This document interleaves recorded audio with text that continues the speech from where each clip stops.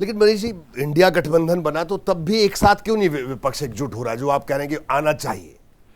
और देखिए, इकट्ठा हुआ, इंडिया गठबंधन इकट्ठा हुआ और जनता का भरोसा उसमें जगा। आज अगर ये इनके सारे अहंकार के बावजूद 400 की बात करने से भी डर रहे हैं बेचारे, मतलब 400 की बात करने वालों को जनता ने बेचारा बना के बिठा दिया, तो ये उस इकट्ठे होने की वजह से हुआ। लेकिन और भी इकट्ठा होते, मतलब तब तक इकट्ठे होते रहो, तब तक इकट्ठे, और खाली चुनाव के लिए नहीं, लड़ने के लिए। किसी भी पार्टी का नेता को अगर गलत तरीके से जेल में डाला जा रहा है, सारे विपक्ष को बोलना चाहिए। किसी भी देश के किसी भी व्यापारी को किसी ने गलत किया है तो ठीक है, पर अगर लेफ्ट राइट सेंटर व्यापारियों को इकट्ठा कर करके जेल में डाल रही है एजेंसी, या उनको नोटिस थमाई जा रही है, रिश्वत वसूले जा रही है, पार्टी के लिए चंदा वसूल रही है, देश के विपक्ष को बोलना ही पड़ेगा इकट्ठा होकर। जी, आप बीच में चर्चा आई कि साहब मनीष सिसोदिया को दबाव बनाया गया, मनीष सिसोदिया पर, कि बीजेपी में आ जाए, बीजेपी में आ जाए। इन चर्चाओं पर क्या कहेंगे आप? इनका ऑपरेशन लोटस फेल हो गया जी। इन्होंने बहुत कोशिशें की। मैंने तो शुरू में ही कहा था, जिस दिन मेरे घर में सीबीआई रेड हुई थी उसके बाद ही मुझसे अप्रोच कर लिया था कि देखो अब ईडी की कार्रवाई होने वाली है और कार्रवाई रुकवाना चाहते हो तो आ जाओ। पहले कहो तो हम बात करें। अब ऐसी बातचीत के लिए तो कोई तो कॉमन सा आदमी आता है, जो मेरा भी दोस्त होता है, उनका भी दोस्त होता है। तो मैंने पूछा भाई क्या चाहते हैं, पूछो। तो उसने आगे कहा जी पूछ लो कितने एमएलएज हैं। मैंने कहा यार मैं कितने तो क्या बताऊंगा, मैं भी एमएलए हूँ, मैं ही नहीं हूँ इसमें शामिल टूटने में। तो एनीवे वो सब अब बहुत उसकी बात हो गई। अब तो मैं मतलब यही कहूँगा कि ये मेरा अंदर होना, अरविंद जी का अंदर होना, इस बात का एक वो है कि देश में खुलेआम तानाशाही चला रखी है इन्होंने, और ये एजेंसियां बुरी तरह से दुरुपयोग कर करके लोगों को डराया जा रहा है, अंदर किया जा रहा है। और उसमें खाली राजनीतिक पार्टी के लोग नहीं हैं, देश के व्यापारी तक हैं। जी मनीष जी, अगर चुनावों की अब बात करें, अभी हरियाणा में चुनाव आ रहा है, तो हरियाणा में अकेले लड़ेंगे चुनाव, कांग्रेस के साथ लड़ेंगे, कैसे लड़ेंगे? देखिए अभी अरविंद जी अब बाहर आने वाले हैं। हाँ, भाई मैं बाहर आ गया। देखिए आम आदमी पार्टी अपने अब तक के सबसे बड़े संकट से जूझी, और इतना बड़ा संकट था जो आज तक आज़ाद भारत में किसी राजनीतिक पार्टी पे नहीं आया। पूरी टॉप लीडरशिप को अंदर डाल दिया, लेकिन फिर भी सर्वाइव कर गई। फिर भी बिना टूटे, बिना बिखरे, एकजुट होके इस पूरे संकट से अब निकल आई है। अब ये संकट खत्म हो गया, अब तो संकट इनका शुरू हो रहा है। लोकसभा चुनाव से भारतीय जनता पार्टी का संकट शुरू हो गया और आम आदमी पार्टी का संकट खत्म हो गया। तो अरविंद जी बाहर आएंगे, अब वो मिलके बैठेंगे, फिर तय करेंगे क्या करना है, कि कांग्रेस के साथ जाना है या अकेले। बिल्कुल उन सब पे बात होगी। तो आप इतने आश्वस्त हैं कि वो बाहर आ जाएंगे? हाँ, आना ही है जी। देखिए सच्चाई, वो मैं कहा ना, भगवान के घर देर हो सकती है लेकिन अंधेर नहीं है। तो ठीक है, जैसे मुझे लग रहा था मैं शायद 7-8 महीने में बाहर आ जाऊंगा, 17 महीने लग गए, लेकिन आया तो सही, आना ही था।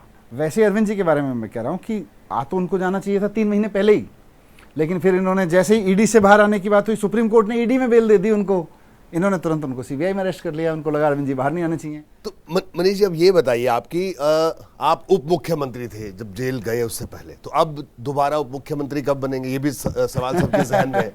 देखो मेरी ऐसी कोई इच्छा नहीं है कि मैं दोबारा उप मुख्यमंत्री बनूं। मैं 17 महीने पार्टी के लिए, देश के लिए बहुत कुछ सोच के, बहुत चिंतन करके बाहर आया हूँ, और सच बता रहा हूँ कि 17 महीने में अपने देश की व्यवस्था पे, देश के इतिहास पे जितना मैंने पढ़ा और जितना जाना जी, और गर्व हुआ और काम करने का मन किया।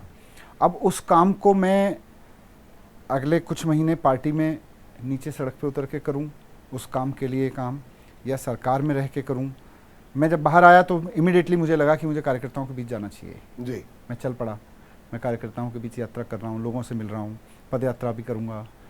इधर अरविंद जी जब बाहर आएंगे सीएम साहब, तो उसके बाद वो तय करेंगे और पार्टी के और लीडर मिलकर तय करेंगे कि मेरी अब अगले कुछ महीनों में चुनाव तक भूमिका क्या रहेगी। पार्टी के लिए सड़क पे काम करना है या सरकार में बैठ के काम करना है, जो सब लोग मिलकर तय करेंगे। मेरी कोई चॉइस नहीं है, ना मेरी कोई ऐसी इच्छा है कि मुझे ये होना चाहिए, होना चाहिए। इच्छा हमारी होनी भी नहीं चाहिए, है भी नहीं। मनीष जी, इस पूरे घटनाक्रम के दौरान या अभी जो भी अभी इस बीच हुआ, तो पार्टी अभी भी एक है, एक साथ है? आप देखिए ना, देखिए ये संकट आया था, कार्यकर्ताओं का मनोबल नहीं टूटा, अभी आप मिल रहे हैं लोगों से। मैं वही बोल रहा था कि ये संकट हमारे ऊपर आया था और पार्टी अब इस संकट से लगभग निकल चुकी है। सबसे बड़ा संकट था, मैं बाहर आ गया, संजय जी पहले से ही बाहर हैं, अरविंद जी भी बाहर आ जाएंगे, सत्येंद्र भी बाहर आ जाएंगे, विजय, सब लोग जितने लोग हैं सब बाहर आ जाएंगे। अब पार्टी संकट से निकल चुकी है, और जैसे जैसे जब पार्टी संकट में जा रही थी तब कार्यकर्ता टूट सकता था, लेकिन उसकी हिम्मत को नीचे आ सकती थी, लेकिन वो हिम्मत से खड़ा रहा। हमारे एमएलएज, हमारे काउंसलर्स, हमारे एमपीज, आप देखो ना, एक आध को छोड़ दो तो जिस तरह से एकजुट रहे हैं, आपने बाकी राज्यों में बाकी पार्टियों का भी हाल देखा कि 4 एमएलएज को धमकी दी, पूरी सरकारें गिर गई जी। यहाँ तो मुख्यमंत्री अंदर, उप मुख्यमंत्री अंदर, सांसद अंदर, दूसरे मंत्री अंदर, मतलब टॉप लीडरशिप जिसको कहते हैं, उसके 4-4, 3-3 लोग अंदर, और उसके बावजूद पार्टी का कार्यकर्ता इंटैक्ट होकर खड़ा है, पार्टी का लीडर, एमएलए, काउंसलर सब एक मुट्ठी की तरह खड़े हैं। And I am so proud of my party. Manish ji, आपको लगता है कि उतनी ही मजबूती के साथ आप इस बार भी विधानसभा का चुनाव लड़ पाएंगे, जैसा पिछला चुनाव था वैसा प्रदर्शन कर पाएंगे, ऐसा लगता है आपको? क्योंकि बीजेपी की अगर बात करें, देखिए इस बात से कोई इनकार नहीं कर सकता कि बीजेपी का एक वक्त था कि यहाँ दिल्ली में एक इकोसिस्टम था, चाहे संघ परिवार की बात करें, आज भी लोग हैं, हालांकि ऐसा बहुत सारे लोग आपके भी वोटर हो गए, तो ये लोग भी, उनका कहना है कि हम बड़े ज़मीनी स्तर पर काम कर रहे हैं, तो आप लोग भी कहते हैं ज़मीनी स्तर पर काम कर रहे हैं, तो ये जो लड़ाई है। देखिए, भारतीय जनता पार्टी अपने अब ढलान पे है, और लोकसभा चुनाव में लोगों ने उनको बता दिया कि भाई अब आपका वक्त हो गया, थैंक यू वेरी मच, धीरे धीरे हम आपको आउट कर रहे हैं, सम्मान के साथ विदा कर रहे हैं। तो अब उनको लोगों ने सम्मान के साथ विदा करना शुरू कर दिया है। लोकसभा में इनको तो बड़े बड़े दावे थे जी, बहुमत तक नहीं दिया इनको, और अब बाकी राज्यों में भी आप देखिएगा अभी चुनाव होंगे, उसके बाद दिल्ली के भी चुनाव होंगे और भी चुनाव होंगे। अब धीरे धीरे भारतीय जनता पार्टी अपने अंतिम दौर से गुजर रही है, और तानाशाही जो इसने चलाई, हमारे लिए खुशी की बात है कि तानाशाही जो उन्होंने चलाई वो अंतिम दौर में है। मनीष जी, आपका बहुत बहुत शुक्रिया बीपी न्यूज से बात करने के लिए। Thank you very much. तो मनीष सिसोदिया हमारे साथ मौजूद थे, जिनका दावा है कि आम आदमी पार्टी जैसे पहले थी उससे बेहतर प्रदर्शन आने वाले चुनाव में करेगी, और साथ ही साथ उनका यह भी कहना है कि वो कार्यकर्ताओं के बीच में जाएंगे, और पार्टी के भीतर ऐसी कोई भी बात नहीं है जिसको लेकर बार बार विपक्ष, खासतौर पर भारतीय जनता पार्टी सवाल उठाती रहती है। वाल हमारी इस खास बातचीत में इतना, दीजिए इजाजत, नमस्कार।